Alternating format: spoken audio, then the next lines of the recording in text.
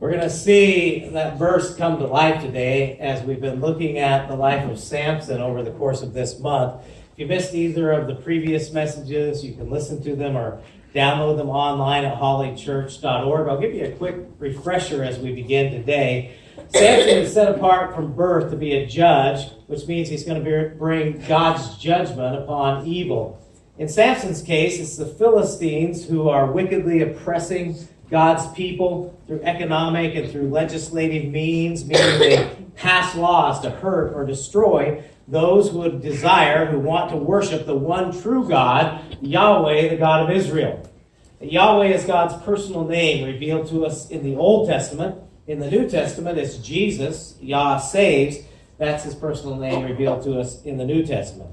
Now, the Lord gives Samson supernatural strength, and he has great potential for good. But even though he has all this potential for good, like you and I, we have a lot of potential for good, Samson continually keeps making self-destructive decisions again and again. And we see him falling prey to the attitudes that make strong men weak, strong women weak. Lust, I want it. Entitlement, I deserve it. Pride, I can handle it. And he allows his emotions of anger and pride to guide and direct his life rather than letting God's Spirit direct his life. And at the end of last week, we see Samson, after killing 1,000 Philistine soldiers, he kind of wakes up, if you will, and realizes, hey, I might need God. Because I'm on the Philistine hit list now. They're going to be coming after me with everything they've got, with even more men. And he says, but before that happens, I'm going to die of thirst. Now, this is right after Samson's killed 1,000 enemy soldiers. And in this moment, Samson shows us that we all need God. And if you let your need drive you to God, God will meet your deepest need. Today, we're going to pick up the story from right there. And you'll find message notes inside your program if you want to follow along, take notes, fill in the blanks. Judges 15, 18 through 20. Samson was now very thirsty, and he cried out to Yahweh, you have accomplished. Remember last week it was all I've done this. Now he says, you have accomplished this great victory.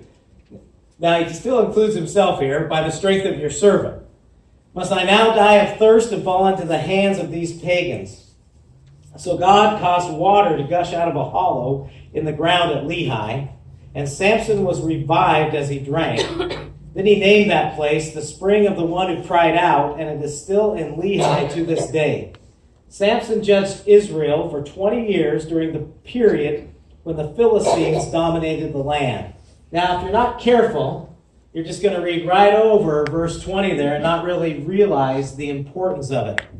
Samson judged Israel for 20 years, or led Israel for 20 years when the Philistines dominated the land. Verse 20 is really an amazing verse. It's the best news so far in this story of Samson. For an extended time period, Samson lives a life of apparent faithfulness to the Lord's will for his life. Samson's had this amazing personal experience encounter with God, where God brings water out of a hollow or water out of a rock, and his strength is revived, and he's on track now. He's on track doing what God created him to do, which is lead faithfully as a judge over Israel for the next several years. But then Samson makes a decision that begins with one step in the wrong direction. And that one step devastates his life. And there's a lesson for all of us to learn here. Samson didn't ruin his life all at once. He ruined it one step at a time. The same way we generally mess up our lives, we don't generally mess them up all at once. It's one step at a time. It's usually by little steps. And here's how Samson did it. We just read he had several good years. And then Judges 16, verse 1, one day. All right, stop, wait. Let's read that out loud together. One day, all right? Ready, go. One day. One day, Samson went to the Philistine town of Gaza and spent the night with a prostitute. He's had all these good years, and then one day. It's just one day, but that's how it starts. One day, Samson goes to Gaza, a Philistine city, and not just any Philistine city. Gaza is one of their 5 primary cities. So he goes right into the heart of Philistine territory, not to judge righteously for God, but he travels 35 miles from his hometown to find a prostitute to risk years of faithfulness. And you say, why would he do such a thing? Why would he risk so much for so little? And the answer is, men do it every day. And when I say men, I also, again, I'm speaking in masculine terms, but I'm also including women in that as well, because women will do the same things. Men have a good marriage, they have a good career, they have good integrity, they have a good ministry, all these good things, and then they'll risk it all for one quick sexual hit, or for one quick high, or for one quick experience. And you say, why would you risk so much for something so quick in really the larger picture of things? Well, people do it all the time. Now, since I'm a pastor and I only work one day a week, and I don't have anything better to do than watch my Bible, hover over my desk, I got to thinking, well, how many steps would it take to travel 35 miles? And it's about 70,000 steps. So think about this. It would take 70,000 of these steps for Samson to reach Gaza. Now, how do most people ruin their lives? Well, not all at once. They do it one step at a time. Now, the other thing to think about, and this is really amazing, is that Samson had 70,000 opportunities to actually stop and say, this is stupid, and turn around and head back home. But he doesn't do that. Now, most people don't plan to mess up their lives. I don't know anyone who says, hey, my 10-year plan, you know what, I'm going to get addicted to pornography. That's my 10-year plan. Or whatever the addiction is. No, it's one click here, one click, and then it doesn't happen all at once. It's a step at a time. I don't know any guy or gal who says, my plan is to become broke. Mega broke. Awesomely broke. But what happens? Boat, car, rifle, another car, truck, gambling, starting a business when you can't even balance your checkbook, and then all of a sudden you're in big trouble. I don't know a man or a woman who's ever said, I've got a good marriage. It's not, it's not a perfect marriage because no marriage is perfect. I've got a good marriage. My kids like me and things are going okay. I think I'll just mess it up. With an affair. I was walking along one day and there's a woman in the bed and all of a sudden I fell in the bed. I don't know how it happened. Here's how it happens. Work with me because I've been working on this all week. Oh, she's kind of cute. Flirty. Ooh, look at me. Little text message, little instant messaging, a little touch. And step by step, what are you doing? We don't normally ruin our lives all at once. We do it one step at a time. And that's what Samson does. Samson's small steps toward big destruction. First, Samson taunts his enemies. Perhaps Samson told his people, he told the Israelite people, hey, I'm going on a scouting mission deep into Philistine territory. We better have a prayer meeting. You guys should pray for me while I'm gone. Maybe he said that, but in reality, this great man of strength couldn't bridle his own passion. So this trip is just an excuse for him to sleep with a prostitute far away with little chance of being caught or discovered. However, the Philistines recognize him. And so they see, now they're scared of him, but they recognize him. And they make a plan and say, hey, we're going to capture him. So they watch the city gate. Now, Gaza is a ruling city, which means it's a fortified city. It has this huge wall all the way around it. It has one gate that you enter in through. So at night, that gate would be closed. In the day, it's open. At night, it's closed, locked, barred. It's as high as the city walls. We don't know how heavy it is, but it'd be a substantial gate. And when Samson doesn't leave during the day, they figure he's just going to spend the night with the prostitute. So they lock the doors. They go home and figure, oh, he'll be here in the morning and we'll catch him in the morning when he leaves. But instead, this is what Samson does. Judges 16:3. But Samson stayed in bed only until midnight. Then he got up, took hold of the doors of the town gate, including the 2 posts, and lifted them up, bar and all. He put them on his shoulders and carried them all the way to the top of the hill across from Hebron. Now, Samson doesn't have a gate to this city, so he just walks up to it, rips it out, puts it on his shoulders, and carries it away. He's taunting the Philistines. He's saying, you have absolutely nothing that can stop me. Now, this is another instance where it does not say the Spirit of Yahweh came over him. When Samson is doing something all on his own volition, like we saw last week with the incident with the foxes or the jackals and the fire, the Spirit of Yahweh didn't come over him with that. That was all his own doing. Well, this is all his own doing too. Yeah, he has supernatural strength, but the Spirit of Yahweh does not come over him because God's not going to bless him. Oh, I'm going to bless you for going to see a prostitute. No, God's not going to bless that. And you say, well, how does this apply to us? Well, the Bible says we have an enemy. Satan, or the devil, who wants to capture us and ensnare us, just like the Philistines wanted to capture and ensnare Samson. And our enemy will use a 3-pronged attack. He uses the same things over and over again because they work so well. The Apostle John says the devil will use the lust of the flesh. That's what he was using with Samson here. He'll take our natural God-given desires and then twist those and get us to be in the wrong place at the wrong time, and we're taunting the devil. And you can put yourself in the wrong place in both the physical and the online world, where you're more susceptible to temptation, to being trapped. And then we wonder, well, why can't I get out of this sin? Well, maybe it's because you're just stepping right into it like Samson. Or you're financially strapped, and the devil uses the lust of the eyes, and you think, well, I'll just go to the new car lot. I'll just look at the new trucks.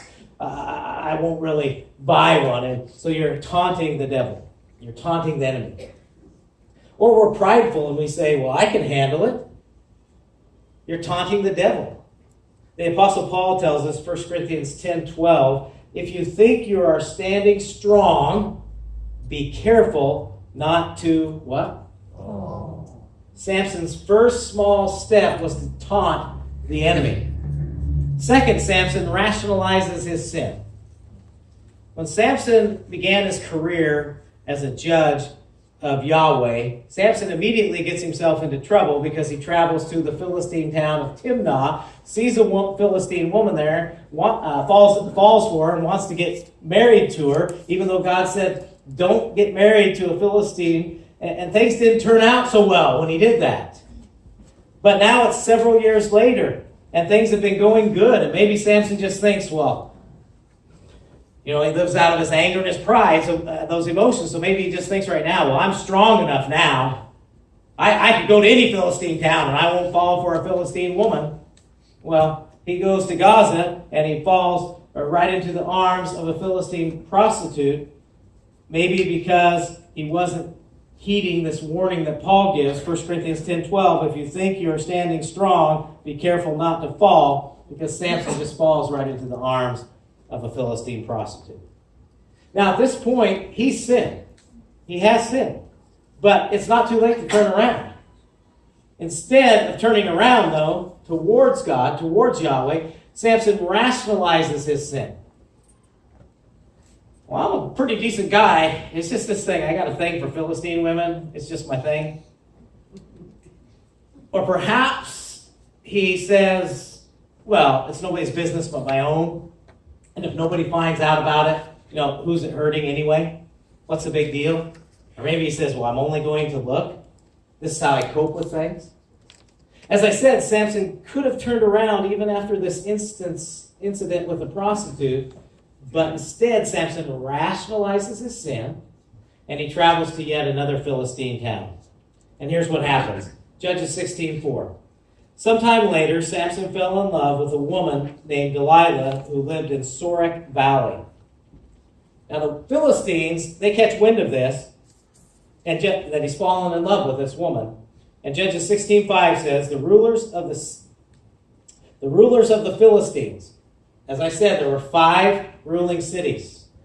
And Samson is such a threat to their national security, these guys all come together, and they go to Delilah. They went to her and said, entice Samson to tell you what makes him so strong and how he can be overpowered and tied up securely, then each of us will give you 1,100 pieces of silver.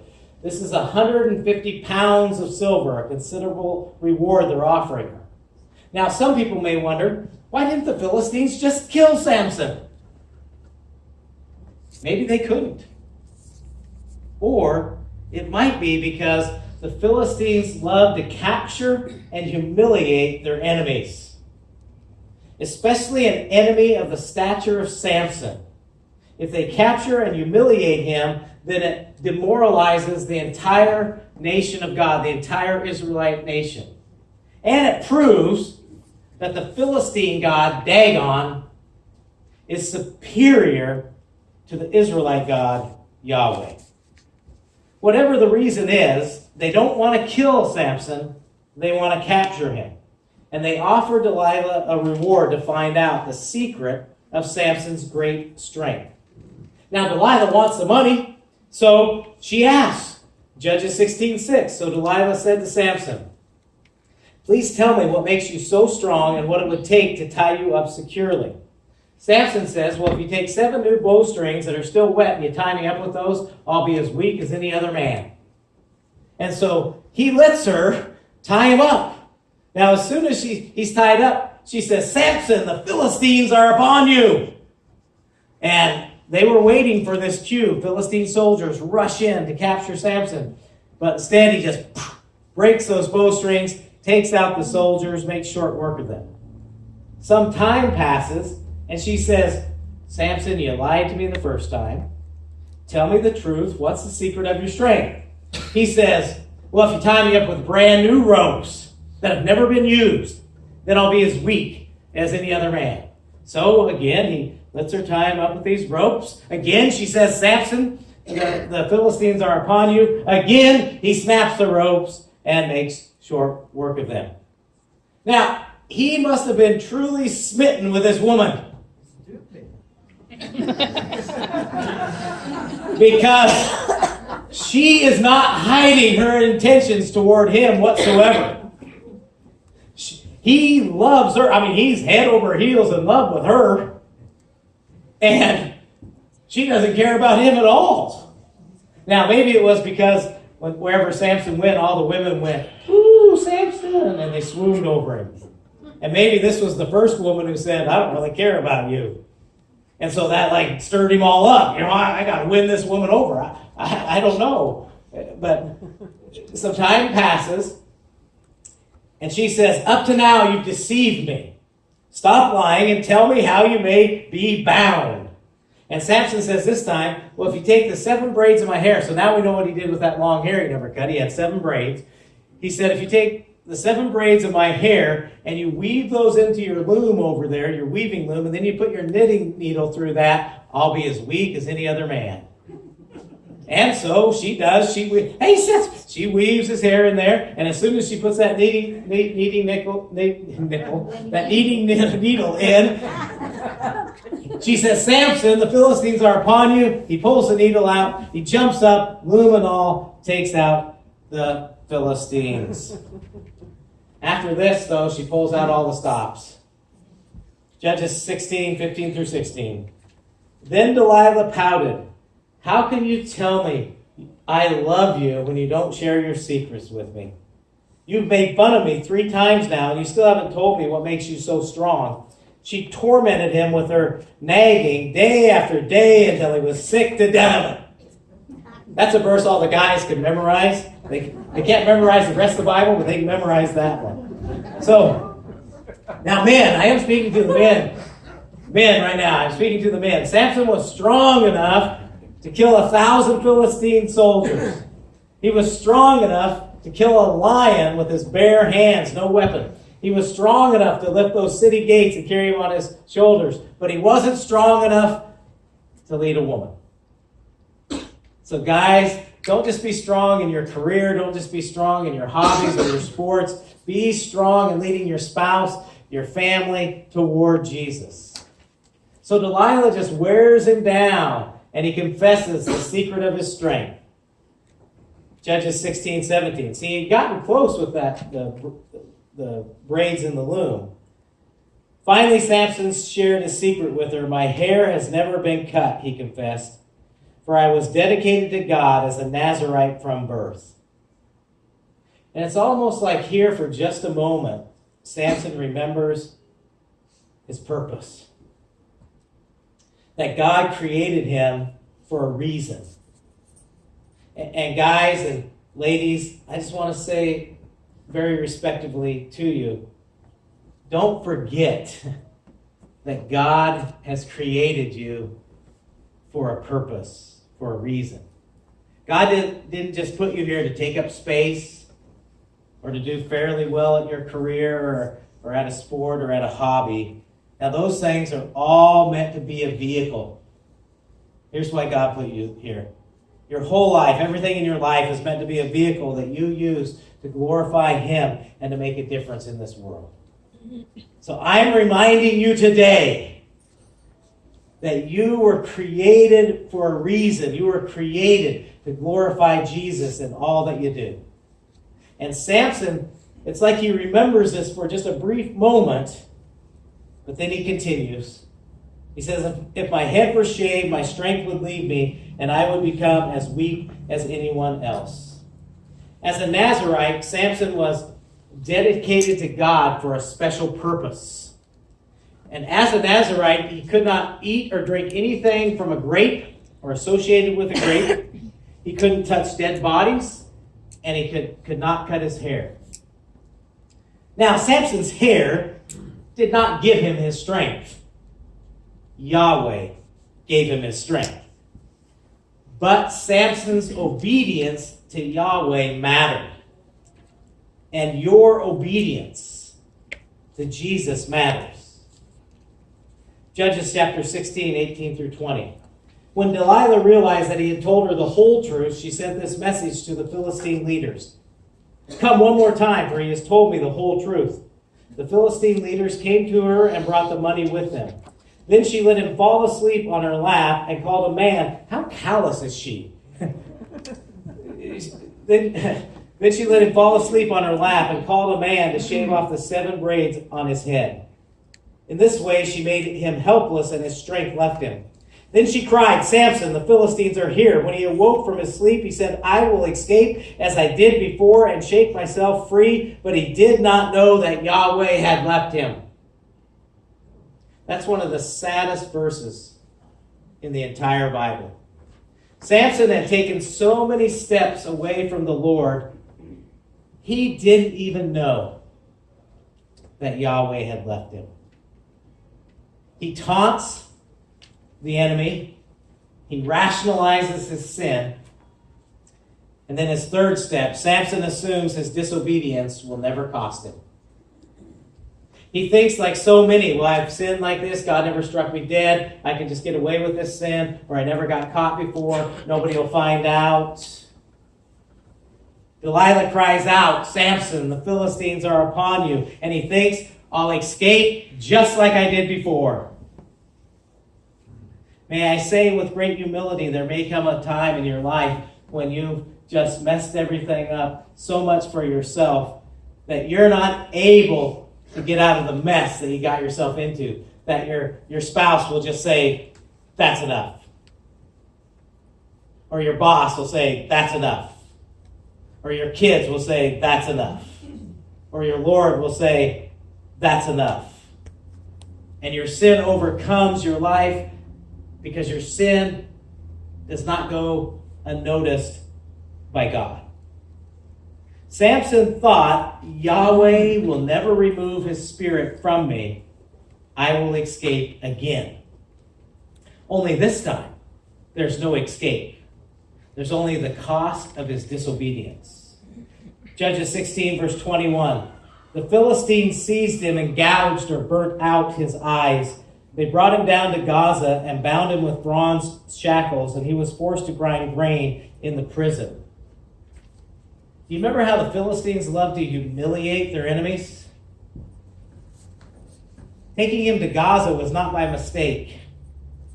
They take him to Gaza because this is the city that he had taunted them in and ripped the gates right out from the ground, mocking his former escape from the city. They blind him by burning out his eyes, punishing him for setting their wheat fields on fire. They set him to grinding grain like a donkey because he had killed 1,000 Philistines with the jawbone of a donkey. They bind him in bronze shackles because he had broken those bowstrings and those new ropes. How did a man with so much God-given potential end up in such bad shape? Well, he didn't do it all at once. How did he do it? Step by step. Yeah, one step at a time. One step of disobedience at a time. Now we come to a moment of truth for us. We come to a moment of truth for you. I would like you, because it's your decision whether you do this or not. Everything's ultimately your decision to make. I would like you to be really honest and ask yourself, where am I stepping away from God? Where are you stepping away from God? It could be you're just taking one step, or you could be on about step 70,000, as Samson was.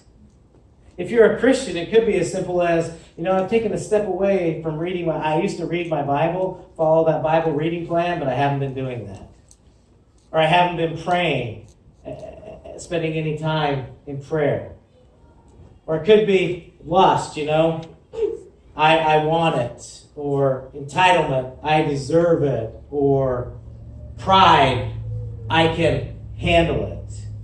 It could be apathy toward Jesus, or it could be greed. It could be any number of things. And I just want to encourage you to have the courage to be really honest about it. And if you're stepping away from God in any way, if it's step number 1 or step 70,000, if you're stepping away from Jesus in any way, here is my message today in 2 words for you. Turn around. It's not too late. And it's not too late as long as you're alive. And it's that simple. And when you turn around, who is waiting right there for you? Our God, Jesus. With open arms. Because he loves you that much. Because he's that good. Now, before we end today, I want you to see this exciting, awesome verse. Earlier I said, but he did not know that Yahweh had left him, was one of the saddest verses in the Bible, saddest sentences. Now I'm going to show you one of the best. Judges 16, verse 22. In fact, read it out loud with me. Ready? Go. However, the hair on his head began to grow again after he was shaved. Why are we told this? Because even though Samson's disobedience left him weak, blind, imprisoned, and enslaved, does not mean our God is not mighty to save. Our God makes the weak strong, the blind to see, sets the prisoner free, takes us from bondage to freedom. Now, next week, we're going to see just because a man is down does not mean he is out.